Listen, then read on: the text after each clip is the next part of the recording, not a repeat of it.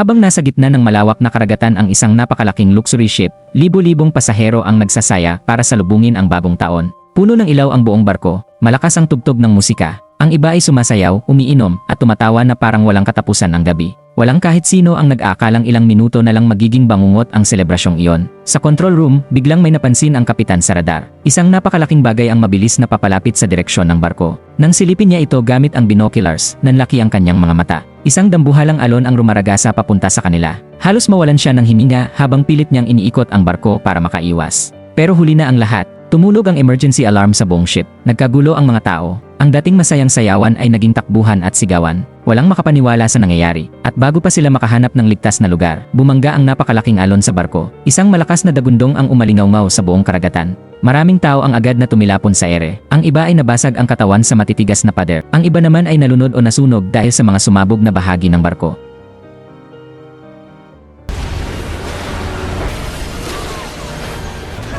Habang nagkakagulo ang lahat, mabilis ding pinasok ng tubig ang control room. Isa-isang nalunod ang mga opisyal ng barko. Sa loob ng malaking hall, nagtipon-tipon ang mga nakaligtas. Nanginginig sila sa takot habang nakatingin sa mga patay na katawan sa paligid. May mga umiiyak, may mga nawalan ng asawa, anak o magulang sa loob lang ng isang iglap. Maya-maya, may nagsalita na officer at sinubukang pakalmahin ang lahat. Sinabi niyang may mabuti at masamang balita. Ang masamang balita, tumaob ang barko matapos tamaan ng napakalaking tsunami. Ang lahat ng normal na labasan ay nasa ilalim na ng dagat. At ang mabuting balita naman, nakapagpadala raw sila ng distress signal bago pa mangyari ang aksidente. Papunta na raw ang rescue team. Pero habang umaasa ang karamihan, may isang lalaking hindi kumbinsido. Ang pangalan niya ay Dylan. Dating miyembro ng ACS Navy si Dylan. Alam niya kung gaano kabagal ang rescue operation sa gitna ng karagatan. At alam niya na unti-unti nang lumulubog ang barko. Kapag naghintay sila, mamamatay silang lahat. Tahimik niyang pinagmasdan ang mapa ng barko sa pader habang sinusubukan niyang maghanap ng posibleng daan palabas. Pero halos lahat ng ruta ay nasa ilalim na ng tubig. Lumapit siya sa bangkay ng isang lalaki at kumuha ng ilang gamit mula rito. Napansin niyo ng isang batang lalaki na agad nagtanong kung ano ang ginagawa niya. Sinabi ni Dylan na naghahanda siyang makalabas. Nagtaka si Connor dahil sinabi raw ng officer na wala ng daan palabas. Pero seryoso lang na sumagot si Dylan. May paraan pa, kailangan lang nating makarating sa itaas. Narinig iyon ng ina ng bata. Mabilis siyang lumapit kay Dylan at nakiusap na isama sila. Hindi nagtagal, lumapit din si Robert, isang mayamang businessman, at isang matandang architect si Richard. Ayon kay Richard, hindi ginawa ang barkong iyon para manatiling nakabaligtad sa ibabaw ng tubig. Ibig sabihin, unti-unti na talaga itong lulubog.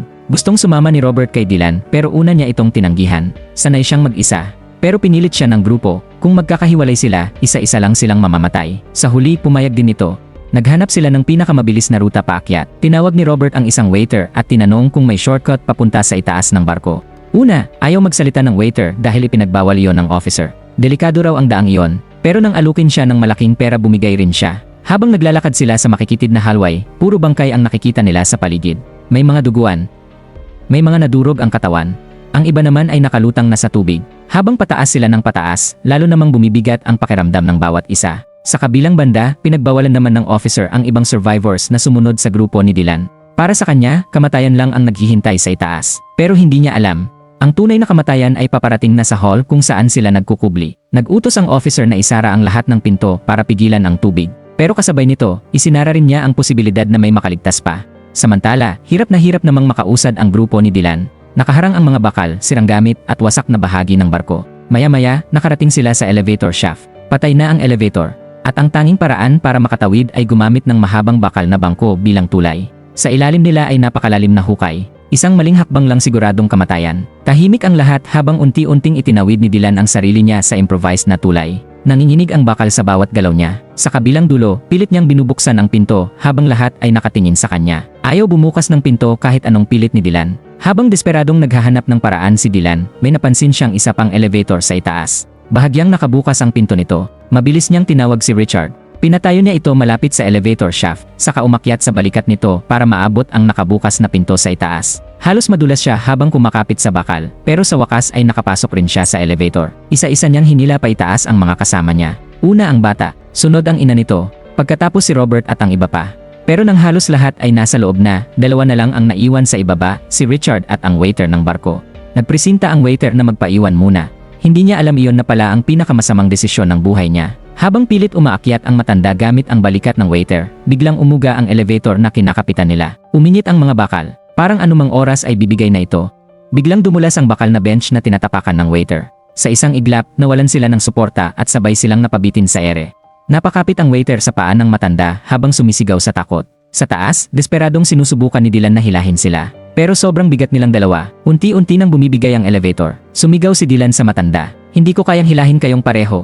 Nataranta ang waiter, nakiusap na wag siya bitawan. Pero alam ng matanda ang katotohanan.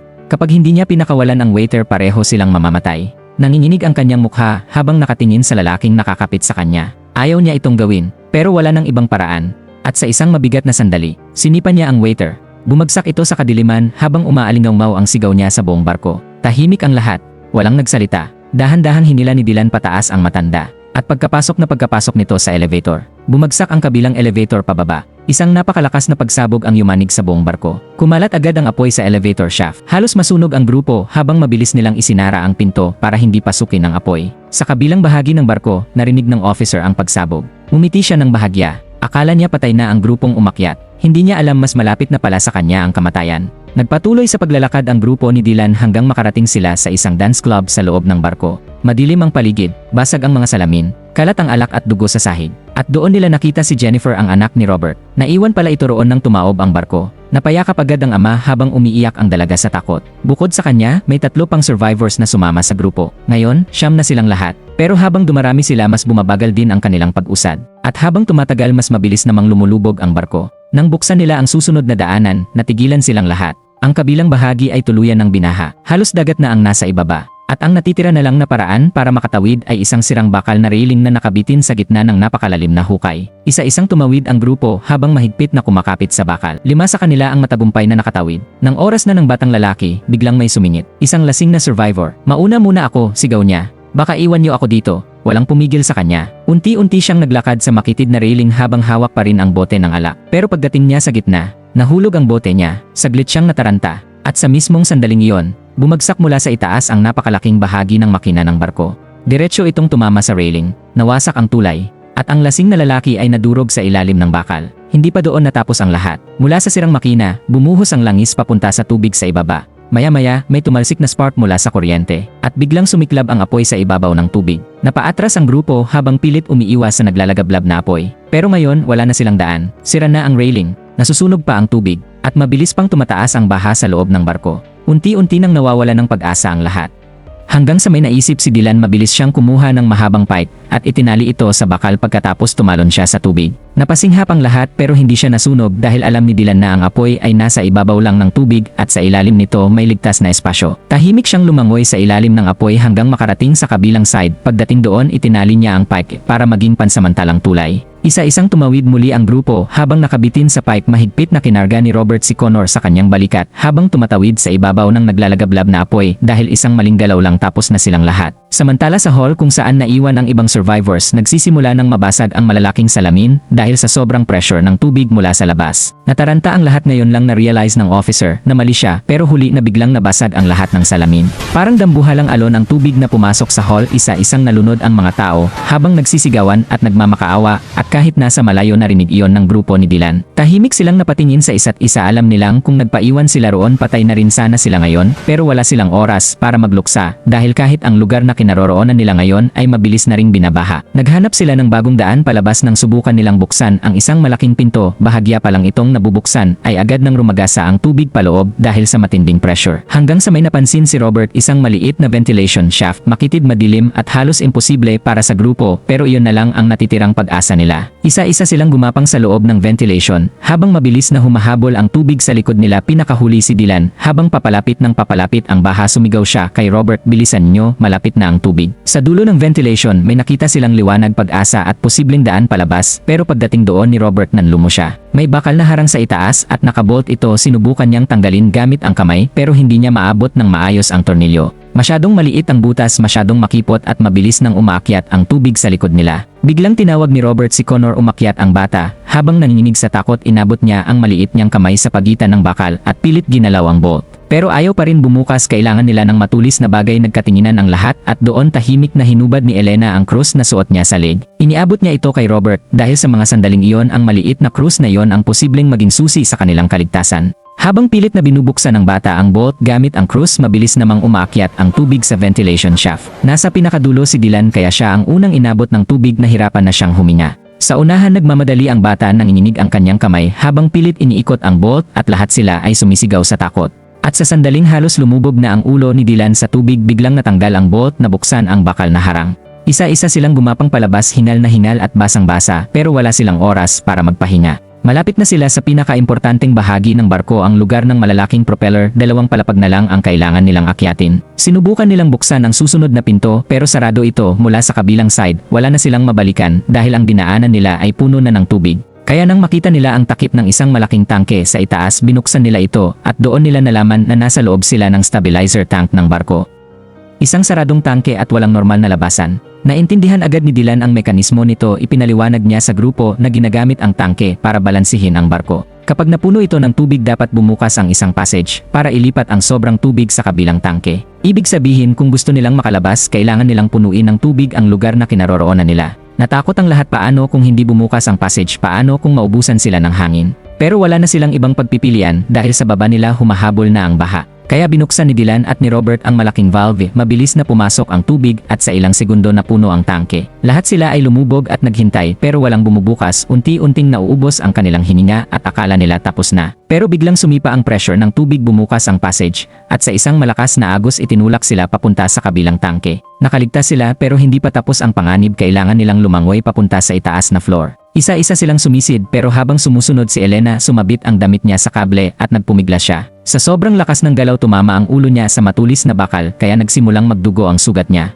Nakita siya ni Richard at agad siyang hinila pataas, sinubukan nilang iligtas siya pero huli na. Hindi na siya humihina kaya nanahimik ang grupo, isa na naman ang nawala at 7 na lang silang natitira. Nagpatuloy sila hanggang makarating sa isang lugar na puno ng kalat at sirang gamit. Bigla silang nakarinig ng boses, akala nila rescue team na kaya sumigaw sila ng malakas at tinanggal nila ang mga nakaharang na gamit. Pero nang malinisan ang daan nakita nilang galing lang pala ang tunog sa isang telepono. Nadurog ang pag-asa nila. Tiningnan muli ni Dylan ang mapa at doon niya nakita na malapit na sila sa propeller area. Tumakbo sila papunta roon pero pagdating nila lubog sa tubig ang buong daan papunta sa propeller. Parang nasayang ang lahat ng sakripisyo nila. Nadismaya si Dylan, ramdam niya ang bigat ng kasalanan dahil siya ang nanguna sa kanila at siya ang nangakong may daan palabas. Pero ngayon parang wala na. Lumapit si Robert at sinabi nitong huwag niyang sisihin ang sarili niya dahil kung hindi dahil kay Dylan matagal na silang patay.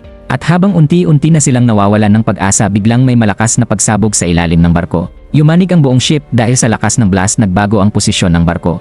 Ang propeller area na kanina ay lubog sa tubig biglang umangat at umalis ang tubig sa daanan. Nagkaroon sila ng bagong pag-asa kaya mabilis silang tumakbo papunta sa propeller room. Pero nang buksan ni Richard ang pinto sinalubong siya ng napakalakas na pressure ng hangin. Tinamaan siya ng pinto sa mukha at bumagsak.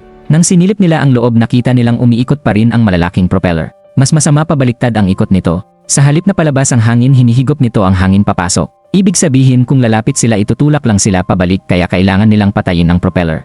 Ayon sa mapa nasa control room ang switch pero nasa ilalim ito ng tubig at mga 150 feet ang layo. Halos imposibleng marating pero nagdesisyon si Robert siya ang pupunta. Pinigilan siya ng boyfriend ng anak niya at sinabi nitong siya na raw ang pupunta dahil mas bata siya at mas malakas. Pero dahil ayaw ni Jennifer na isa man sa kanila ang mapahamak umiyak ito. Habang pinapakalma ng boyfriend ang umiiyak niyang anak palihim nang lumusong sa tubig si Robert. Nang mapansin nila huli na dahil sumisid na siya papunta sa control room. Habang nangyayari ito biglang nawala ang batang lalaki kaya nataranta ang kanyang ina at tumalon sa tubig para hanapin siya. Nakita niya ang anak na naipit sa likod ng isang bakal na harang, pilit niya itong inabot pero hindi niya mabuksan ang harang kaya umahon siya na umiiyak at humihingi ng tulong. Dumating si Dylan, sumisid siya agad at binuksan ang harang na iligtas niya ang bata at sabay silang nakaahon. Samantala nakarating na si Robert sa control room, hinahanap niya ang switch ng propeller pero pagdating niya roon nakita niyang sira ang boton. Nawalan siya ng pag-asa na uubos na ang hininga niya, nanginginig na ang katawan niya at alam niyang hindi na siya makakabalik. Pero bago tuluyang bumigay ang kanyang katawan may nakita siyang ibang switch, reverse control. Sa huling lakas niya pinindot niya ito at nagbago ang ikot ng propeller. At doon sa ilalim ng tubig isinakripisyo ni Robert ang sarili niyang buhay para iligtas ang iba. Sa propeller room naramdaman ng grupo ang pagbabago ng hangin, hindi na sila hinihigop papasok, mayon itinutulak na sila ng hangin palabas. Naunawaan ni Dylan ang ginawa ni Robert, hindi niya pinatay ang propeller, binaliktad niya ito. Pero delikado pa rin dahil umiikot pa rin ang blades at kapag lumapit sila madudurog sila. Kaya may naisip si Dylan, kinuha nila ang isang malaking gas cylinder, binuhat ito at inihagis diretsyo sa propeller. Pagbangga ng cylinder sa blades sumabog ito at umalinggaw ang lakas ng pagsabog sa buong barko. Kumalat ang apoy pero ilang sandali lang namatay din ito at nang mawala ang usok tumigil na ang propeller.